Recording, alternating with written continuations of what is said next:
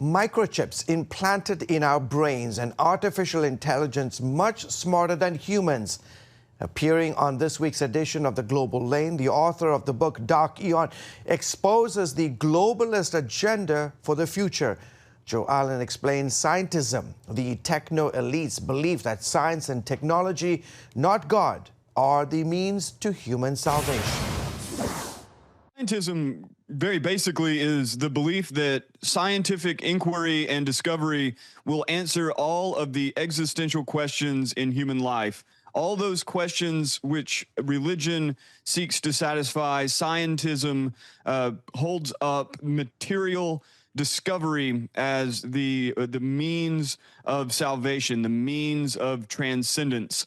Transhumanism is an outgrowth of that. Transhumanism is the idea that technology will be the instrument of that salvation, the instrument of that transcendence.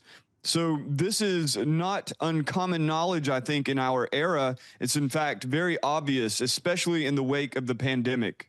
Well, you mentioned that Gnostics believed in Sophia, a feminine figure that had godlike features, the female twin of Jesus, they believed. So is it by accident that one of the best-known robots of our time is named Sophia? Tell us more about that significance. So the robot Sophia addressed the UN yet again for their Sustainable Development Goals meeting.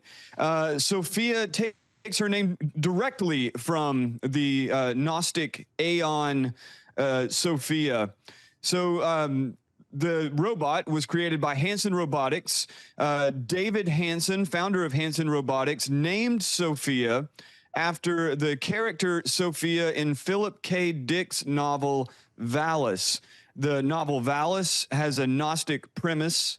The character Sophia is meant to symbolize the Sophia of Gnosticism.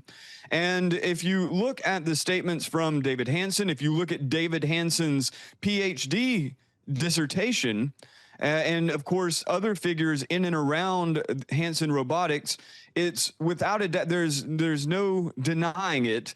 They are seeking to create a sort of technological inversion of what the ancient Gnostics put forward.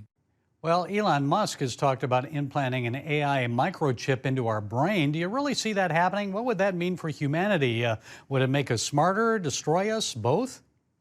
So Elon Musk, who September 18th discussed this with Benjamin Netanyahu and also two other prestigious AI thinkers, he foresees a potential future in which, he said, hundreds of millions or billions of people would be implanted with these in order to guide AI according to human will. And this is not something that will happen. Neuralink, his company, Musk's company, just got FDA approval, but there are two other companies, BlackRock Neurotech, funded by Peter Thiel, and Synchron, which is funded by both Jeff Bezos and Bill Gates. Both of these companies already have brain-computer interfaces implanted in human brains that allow them to interact with digital devices by way of artificial intelligence. This is already a reality. Well, what about the human soul here, Joe? While they may be smarter than most humans at this point, AI and robots lack a soul. And it sounds like these creators are trying to play God or replace God. So what difference does all this make? In their conception, and this is a generalization, but it's one that holds true for the vast majority of the people, transhumanists, futurists, accelerationists, long-termists, you pretty much universally see the human brain as the soul. The patterns of the human brain are what Christians would call the soul. They are almost entirely atheist. They see these systems as being the creation of godlike artificial intelligence, artificial general intelligence. In fact, Mo Gaudat himself describes it explicitly in these terms. He believes that the programmers at Google are creating a God that never existed in his mind. They are playing with fire. Yeah, it's big time. Yeah, trying to play God. So what do we do about it?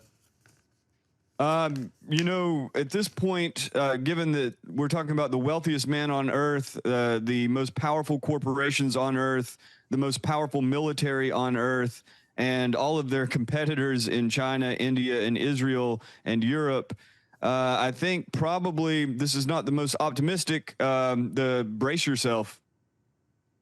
Not much we can do. I mean, I think on an individual level, there's plenty. And on a communal level, there's plenty. But I think there's going to be a lot of sacrifices for anybody who doesn't want to play along with this whole thing. Okay, the book is Dark Aeon, Transhumanism and the War Against Humanity. Joe Allen, thanks for providing us with your insights. We appreciate it. Very glad to. Thank you very much. Thank you for having me.